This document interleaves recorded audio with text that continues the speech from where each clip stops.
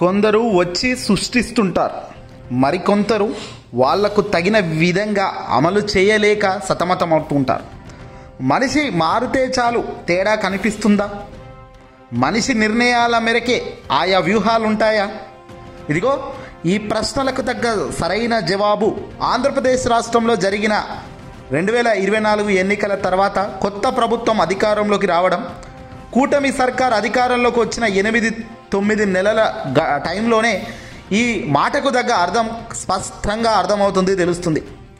ఒకప్పుడు 5 ఏళ్ల క్రితం ఎలా ఉండేది, గడిచిన కొద్ది రోజులుగా ఈ 8 నెలల కాలంలో ఎలా ఉంది అనే దానికి ఉదాహరణనే ఇప్పుడు కేంద్ర హోంశాఖ మంత్రి అమిత్ షా గారు కూడా గతంలో చెప్పిన మాటలే ఇప్పుడు ఖచ్చితంగా అమలులోకి తీసుకోవాల్సిన అవసరం ఉంది. జగన్మోహన్ రెడ్డి గారు అధికారంలోకి వచ్చిన 2019 ఎన్నికల సమయంలో తాను అధికారం రాగానే విర్రవీగలేదు. తప్పు చేసిన వాడి తాట తీయడం మాత్రం వదలలేదు, అది వేరే విషయం. కాస్త ఈ వెటకారం వంకర మాటలు చేసేవాడికి మాత్రం మూల్యం చెల్లించుకున్నారనుకోండి, అది వేరే విషయం. కానీ నిజాయితీతో కూడుకున్న పరిపాలన అందించాడా లేదా అన్నదే మనం చాలా ముఖ్యంగా గమనించాల్సిన విషయం. పేద ప్రజలు ఎవడైనా సరే అధికారంలోకి వచ్చిన కొత్తలో ప్రజలను ఆగం చేయడానికే చూస్తారు. వాళ్ళేంది గెలిపించారు, మళ్ళీ 5 ఏళ్లకే గల వాళ్ళ పని అనుకుంటారు. కానీ జగన్మోహన్ రెడ్డి గారు 2019 నుంచి మొన్న 2024 దాకా ప్రతినిత్యం పేదవాడికి ఏం చేయగలుగుతాం, ఎంత చేయగలుగుతాం అనే దానిపై దృష్టి పెట్టాడా? ఖచ్చితంగా పెట్టాడు. ఆ దృష్టే పెట్టకపోతే, ఆ మాదిరిగా ఆలోచన చేయకపోతే, ఆ మాదిరిగా డబ్బు పంచాలి అన్న ఆలోచన అన్వేషణ చేయలేకపోతే ఇగో ఇన్ని పథకాలు వచ్చేవి కాదు కదా.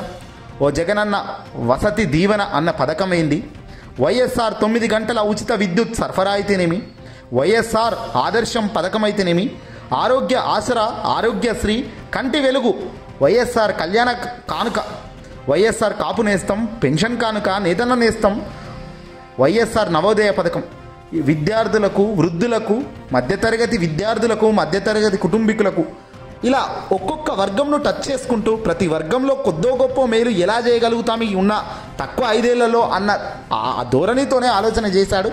ఆ విధంగా అడుగులు వేశాడా లేదా అన్నదాన్ని పైన చెబుతున్న ఈ పథకాల పేర్లే ఇందుకు ఉదాహరణ. వైఎస్ఆర్ బీమా ద్వారా ఎంతోమంది లబ్ధి పొందారా లేదా? రైతు భరోసా, లా నేస్తం, లాయర్లను సైతం వదలలేదు.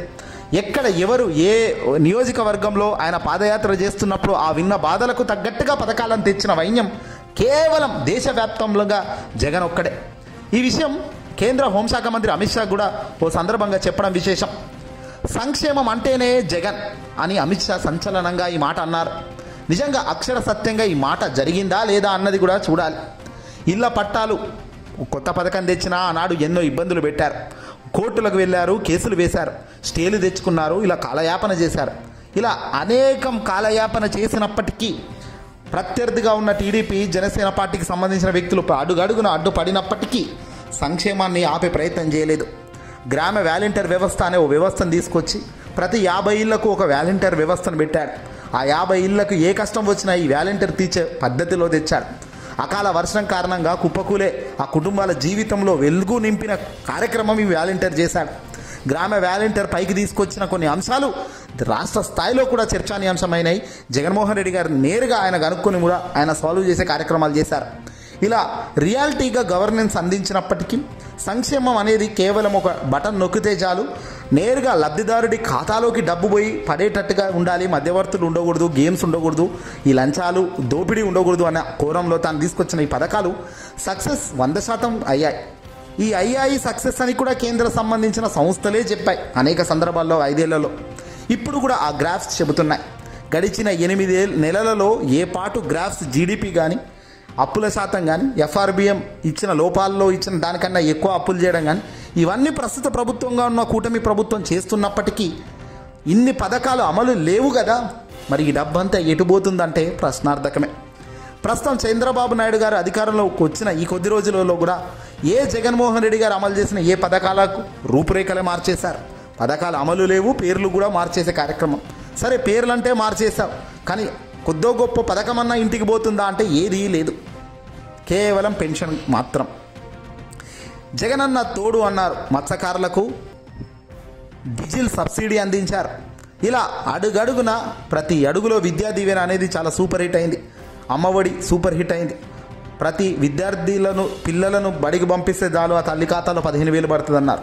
లేదు ఇది 15,000 కాదు, ఎన్నంటే అన్ని ఇస్తాము, ఎంతమంది ఉంటే అంతమంది కానీ అధికారంలోకి రాకముందు చెప్పారు చంద్రబాబు నాయుడు గారు. కానీ అధికారంలోకి వచ్చినాక ఇవ్వలేని పక్షం చెప్తున్నారు. ప్రతి అడుగులో పథకాలను అమలు చేయాలన్నా అమలు చేసే కార్యక్రమంలో భాగంగా అవినీతికి పాల్పడకుండా డబ్బును కాపాడడంలోనైనా జగన్ను మించిన వాడు లేదు అన్నది కేంద్ర హోంశాఖ లెక్కలు చెబుతున్నాయి. హోంశాఖ మంత్రి అమిత్ షా చెప్తున్నారు.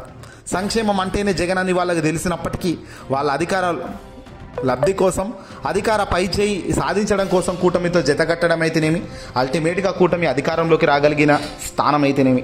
కానీ అధికారంలోకి వచ్చిన కొద్ది రోజులకే మేము చేయలేము అని చేతులు ఎత్తేస్తున్నవి నేను చూస్తున్నప్పటికీ ప్రజలకు ఈ పథకాలన్నీ కూడా ఒకప్పుడు ఏ మాదిరిగా అమలయ్యేవో ఆలోచన చేయాలి అనేదే మా యొక్క కోరిక. వైఎస్ఆర్ లానేస్తాం, ఆంధ్రప్రదేశ్ బడికి వస్తా పథకం, వైఎస్ఆర్ 0 వడ్డీ, సంపూర్ణ పోషణ, గ్రామ వాలంటీర్, జగనన్న అమ్మఒడి, జగనన్న విద్యా దీవెన, జగనన్న కానుక, జగనన్న చేదోడు పథకం, జగనన్న తోడు, వైఎస్ఆర్ పెన్షన్ కానుక, కాపు నేస్తం, ఇలా అన్ని పథకాలు ఈ రోజున నిర్వీర్యమైపోయాయి. అమలయ్యే పరిస్థితి లేదు. పేదవాడు నిజంగా సంతోషంగా తాను 2 చేతులు ధైర్యంగా గుండె మీద చేసుకొని పడుకున్న మరి అలాంటి పరిస్థితి లేనప్పుడు ఖచ్చితంగా ఆ ప్రభుత్వం కూలిపోతుంది.